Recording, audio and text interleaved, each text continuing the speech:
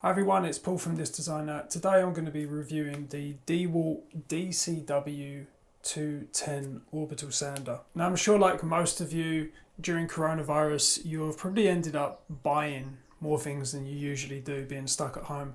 I know I've been upgrading this little room which has kind of become my workshop. And one of the first things that I got was a DeWalt brushless cordless drill. Now I was really impressed with the quality of this. For the last few years I've been using a very cheap Black & Decker and it broke, so I made the decision to upgrade and try out a DeWalt because I heard that lots of people are really pleased with this. And this one is the DCD796. Now I got this second hand, as you can see it's pretty beaten up, but it works really well. And I mean, you can just feel the difference in quality and how it works compared to the cheaper Black & Decker cordless drill. Also, the drill that I was using was corded and I really wanted to switch to cordless for pretty much everything.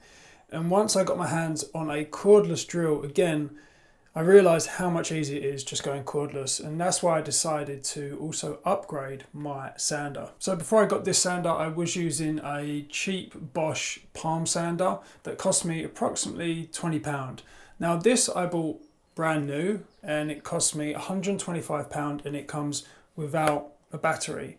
Luckily, the drill that I got off eBay come with two batteries. So I've got one that I can use for this and I've also got one in the drill, which is handy. So today I'm just going to talk a little bit about my experience using this. And also I'm going to do a quick comparison to see if a £20 palm sander is anywhere equal in terms of its sanding power to something that costs 6 times as much. So the first thing to talk about is, I guess, the fact that it's cordless, and this being my first cordless sander, you know, I think with anyone, as soon as you use cordless, you kind of ask yourself, why did you not switch to cordless sooner? It's just so much easier. I mean, I do a lot of my sanding out in the garden because obviously of the mess. Every single time I would have to plug in an extension lead, run it through the window, run it down to the back of the garden. I'd then have to plug in my sander. With this now, I can just pick up this thing, I can just plug in my battery here, and then I'm good to go. As far as build quality, the thing feels really nice in the palm. You've got a really nice big sturdy kind of like rubberized grip at the top here, and also it has a detachable dust filter. Something I like about this is that it's actually a twist and lock mechanism. It isn't just kind of something that you push on. I've used things before that have just got like push on filters. You end up knocking it off when you're working with it. So I do really like the fact that that is a little bit more secure. Also, you can obviously connect this to dust collection as well. I'm going to 3D print some sort of adapter so I can plug this into my dust cyclone. I think that would be a really good idea. There's not really much else to talk about with this. It's got a speed dial at the front which goes from 1 to 7, and it's got an on-off switch here which has got this kind of like rubber covering, I'm guessing to stop dust from getting in there. And that's pretty much it. It goes from 8,000 to 12,000 orbits per minute, and it uses a hook and loop system so you can stick on your sanding discs. This backing pad is also replaceable, and I was having a look on eBay and you can get replacements for about £14 to £15, and there are also third-party options on Amazon that you can get for about £10 for a backing pad. I can't imagine replacing these very often, but on my previous palm sander, the Velcro was starting to wear out and the pads weren't actually sticking that well to it. And that was after about 5 years of use. So I don't imagine replacing those very often, but it is nice that you can actually take out this whole entire backing pad. Now I've seen it mentioned elsewhere about kind of like the balance of it. If you can see here, if I hold it here, it kind of tilts because of the battery.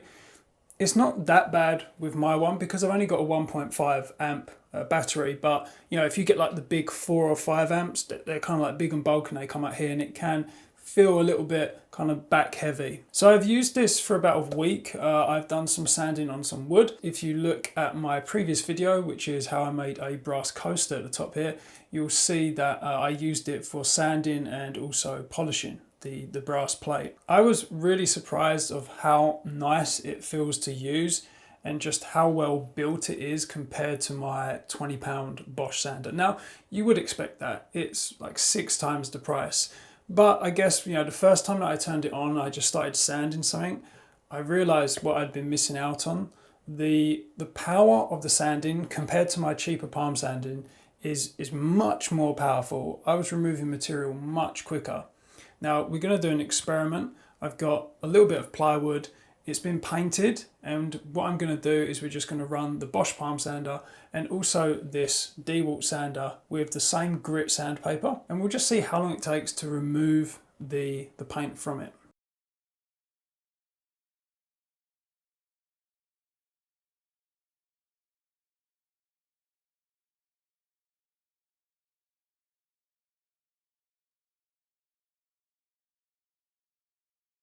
So you can see how long each one took.